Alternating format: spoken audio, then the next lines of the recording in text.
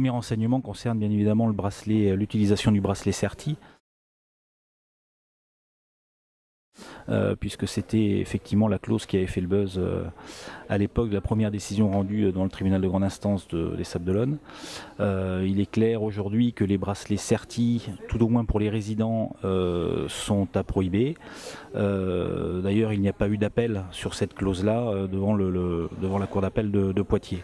Donc aujourd'hui, cette affaire sur les bracelets CERTI est totalement terminée.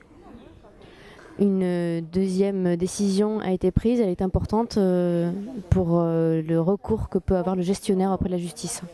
Alors, elle est importante à plusieurs points de vue, mais le point de vue principal, c'est que jusqu'à présent, les différentes actions engagées par les résidents étaient engagées par voie de référé, donc en procédure d'urgence, où les dossiers sont gérés en 2 à 3 mois. Et là, la Cour d'appel de Poitiers, dans l'arrêt rendu au mois d'août, fin août dernier, nous confirme que le juge des référés n'est pas compétent pour examiner effectivement le caractère abusif ou pas d'une clause dans un contrat de location d'emplacement de camping. Donc le gestionnaire doit se tourner vers qui ? Alors le gestionnaire, c'est surtout les clients, vont devoir se tourner vers le juge du fond, donc toujours le tribunal de grande instance, mais le juge du fond, donc sur des procédures beaucoup plus longues, qui peuvent durer 12 à 18 mois.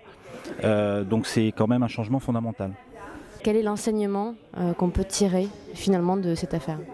Écoutez, l'enseignement et le conseil d'une manière générale que l'on peut donner, c'est que lorsque l'on va avoir sur des contrats de location d'emplacement des modifications d'une ampleur assez conséquente, donc des modifications substantielles des clauses, il est préférable d'adopter ce que l'on appelle un délai de prévenance pour qu'effectivement les clients puissent s'organiser si les nouvelles conditions, notamment tarifaires, ne leur conviennent pas, donc qu'ils puissent s'organiser pour essayer de trouver un emplacement sur un autre terrain de camping.